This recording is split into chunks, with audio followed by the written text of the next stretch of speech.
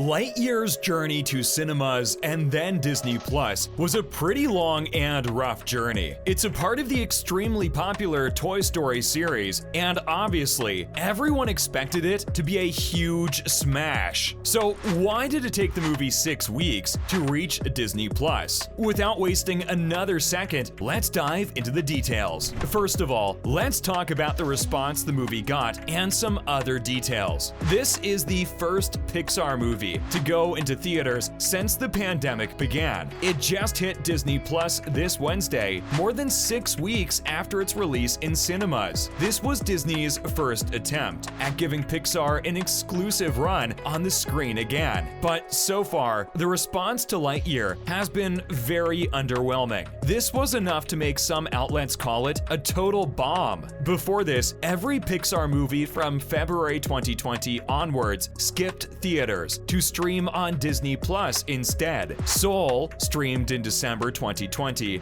Luca in June 2021, and Turning Red in February 2022. For the company's movies more broadly, the streaming strategy has been sort of all over the map. If we talk about Encanto, it spent a whole month in theaters before streaming. Marvel's Eternals also took 2 months for it to be available on the platform, and West Side Story wasn't available for streaming until 3 months after its initial release. Maybe Disney needs a better strategy with Lightyear as well. The last time it moved an animated film from cinemas to streaming, it was a huge hit. This movie's landing on the platform will prove whether it can replicate Encanto's success or whether it was a misfire all around. Now, let's talk about the stream delay. Going back to last year, ticket sales for adult-oriented films bounced back as movie fans emerged from the lockdown and cinemas started to open back up. But movies for families, which are Pixar's specialty, struggled with viewer attendance. Parents, compared to other fans, were more sensitive to the risk of bringing their young ones to crowded theaters. This was obviously because coronavirus continued to mutate and circulate. The vaccine for children wasn't available until the day after the film opened. Kids contracting the virus could mean missing weeks of school or daycare, which wouldn't have been an ideal situation. Putting Pixar's movies directly on the platform was a strategy to both lure in more subscribers and keep the ones it already has. The executive producer of Disney, Kareem Daniel, who's in charge of distribution calls like this, noticed something. Soul and Luca were enthusiastically embraced by subscribers when they went straight to the service. By sending 3 movies straight to the streaming service, Disney may also have been protecting Pixar's reputation for critical and box office successes. Not putting Pixar's movies in theaters will mean that Disney can't have any disappointing theatrical runs. So is this a hit or a miss? Film fanatics were flocking to franchise movies in the months leading up to Lightyear's release. The first film to cross $1 billion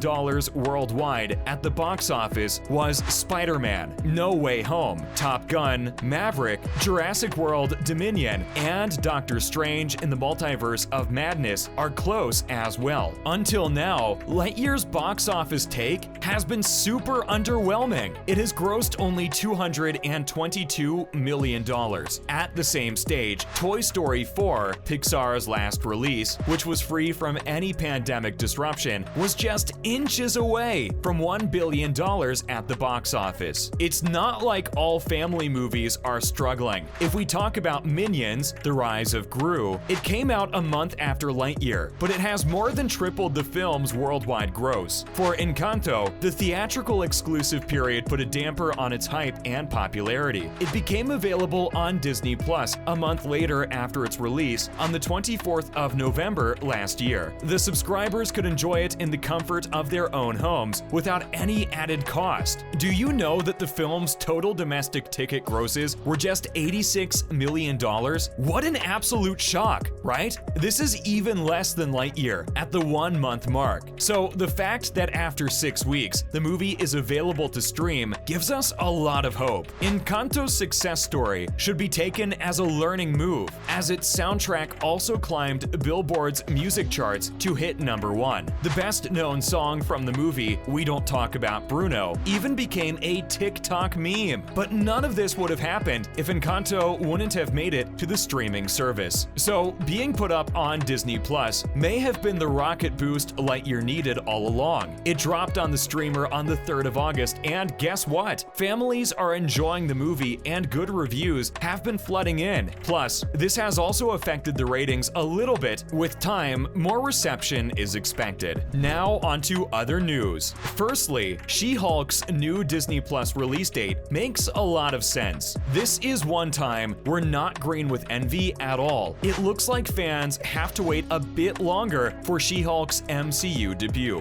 The delay won't be a prolonged one, so don't sweat it too much. If you've missed the news, we're here for you. She-Hulk, Attorney at Law, the next Marvel TV series to land on Disney Plus, has a new release date. Marvel fans will have to wait an extra 24 hours for its arrival. It'll be landing on Thursday, the 18th of August, instead of Wednesday, August 17th. So, why the delay? Ever since Loki Season 1, which was released in June 2021, Marvel has settled into a routine of releasing its Disney Plus shows on Wednesdays. Shifting She-Hulk's release date to Thursday just makes sense, as it turns out. Okay, so for starters, Marvel's latest show won't have to battle the next major Star Wars production. The next TV series, Andor, comes to Disney Plus on Wednesday, 21st of September. If She-Hulk retained its original Wednesday release slot, the two shows would have competed for viewership. This would mean She-Hulk's final 4 episodes releasing on the very same date as Andor's first 6. Andor will be debuting on September 21st, with a 3-episode premiere, and that's why it has a higher episode count in this context. But why does this matter anyways? Well, these two major franchises owned by Disney going head-to-head isn't in the studio's best interest. It's not a good thing for Marvel and Lucasfilm, who produced She-Hulk and Andor respectively. These two subsidiaries already competed for viewers when some Miss Marvel and Obi-Wan episodes launched alongside each other. This was a release strategy that at the time led to one of the shows struggling to attract the viewing figures it deserved. Thursday overall is a day for less competition, so the release date makes perfect sense. Up next, first look at the Muppets Mayhem series. At the start of this year, Disney announced ABC Signature and the Muppet Studios are creating a new series featuring the Muppets for Disney Plus. It'll be called The Muppets and Mayhem and will star Lily Singh. This is a comedy series which follows the Electric Mayhem Band, which includes Dr. Teeth on vocals and keyboard, Animal on the drums, Janice on vocals and the guitar, Floyd Pepper on vocals and bass, and Zoot on the saxophone, and Lips on trumpet. It'll be an epic, music-filled journey to record their first studio album.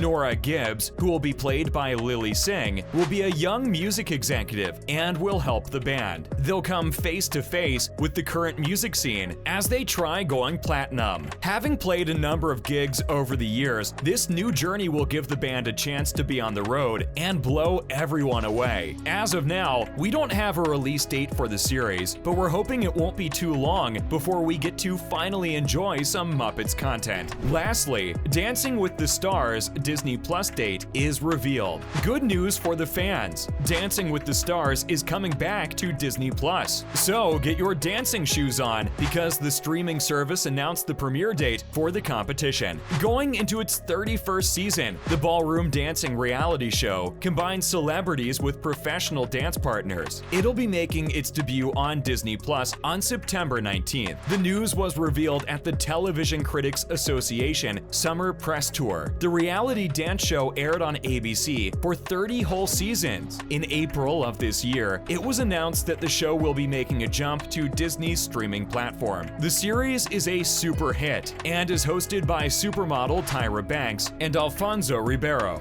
We'll be seeing these both and some previous judges back this season. There's every reason to believe that the show will have the same look and feel as it's always had. As of now, there is no sign that anything will change after the reality show will officially not be aired on ABC anymore. We can expect more announcements for the dance competition's latest season in the coming weeks. And yes, this will include cast reveals. While airing on ABC, the cast announcements were often made on Good Morning America. That's that's a wrap for this video. What are your thoughts on Lightyear taking 6 weeks to reach Disney+? Let us know in the comments below. Make sure to give this video a thumbs up and subscribe to our channel for more videos like this. See you in the next one.